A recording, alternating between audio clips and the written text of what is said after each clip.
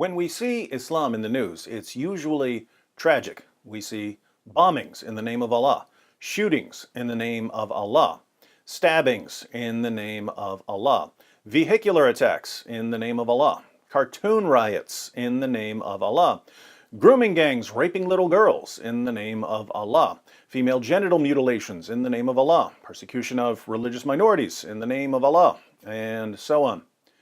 Just a few minutes ago, I read that according to a Pentagon report, ISIS is regrouping in Iraq and is expected to regain territory this year.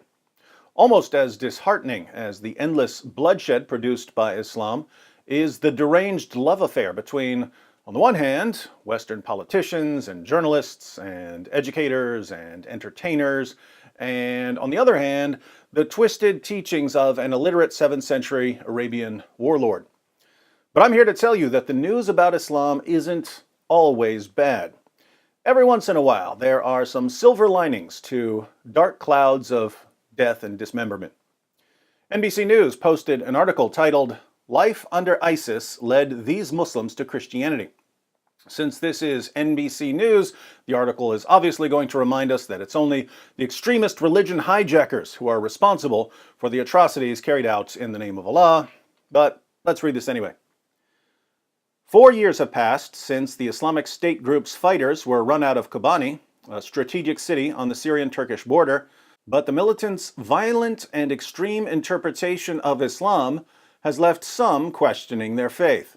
By the way, what NBC News calls the violent and extreme interpretation of Islam just so happens to be Muhammad's interpretation of Islam. So, this didn't start with ISIS. A new church is attracting converts. It is the first local Christian place of worship for decades.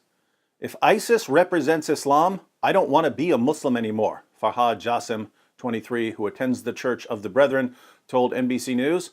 Their God is not my God. Notice, ISIS is simply doing what Muhammad and his companions did. But most Muslims have never read about what Muhammad and his companions did. So when they think about Islam, they just think about what their parents and their imam told them to think about Islam. Suddenly, ISIS comes along, and these moderate Muslims see Muhammad's teachings lived out before them, and they're horrified. This isn't what mommy and daddy taught them. And when they see the true Islam in all its anti-glory, they want to leave it. They can't leave it when ISIS is around, but as soon as ISIS is pushed out of an area, these Muslims become ex-Muslims. Religious conversions are rare and taboo in Syria, with those who abandon Islam often ostracized by their families and communities. Even under the Syrian regime before the revolution, it was strictly forbidden to change religion from Islam to Christianity or the opposite, said Omar, 38, who serves as an administrator at the Protestant church. He asked for his last name not to be revealed for safety reasons. The church's priest declined to be interviewed.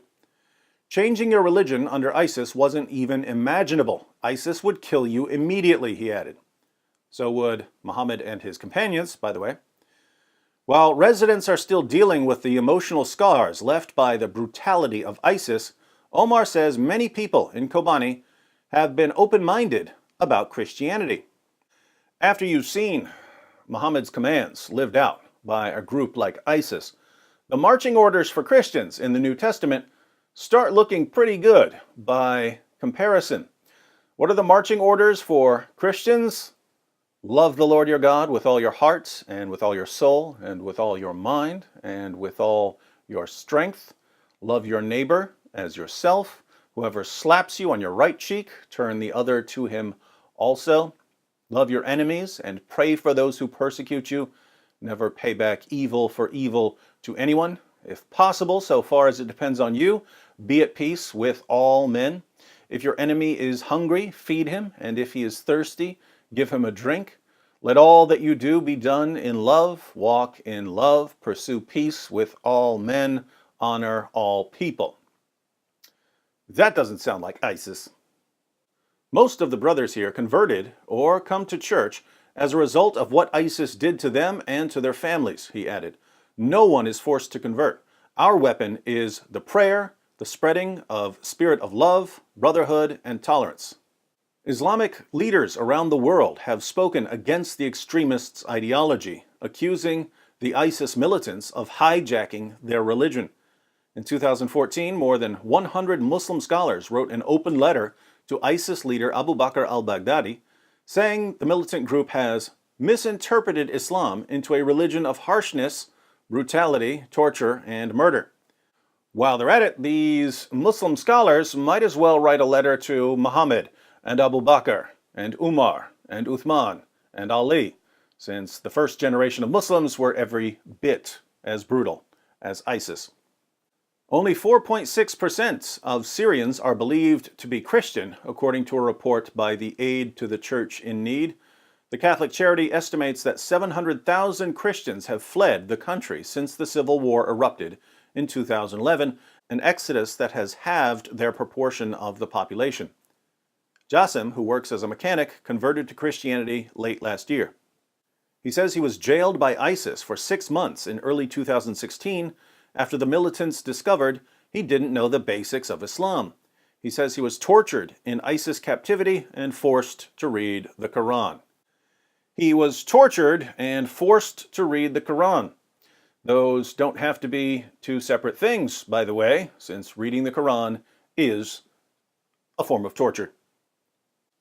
After I witnessed their brutality with my own eyes, I started to be skeptical about my belief, Jassim said, anger rising in his voice. After hearing about the Church of the Brethren, which opened in September and is part of a denomination with its origins in 18th century Germany, Jassim decided to visit and see for himself what it was all about. It didn't take me long to discover that Christianity was the religion I was searching for, he said. But walking away from Islam meant his relationship with his parents and other family members was over. Think about this. Muslims in Syria know that if they leave Islam, their families are going to turn their backs on them. But they've come to despise Islam so much after seeing it lived out by ISIS jihadis that they're willing to give up their families in order to leave their religion.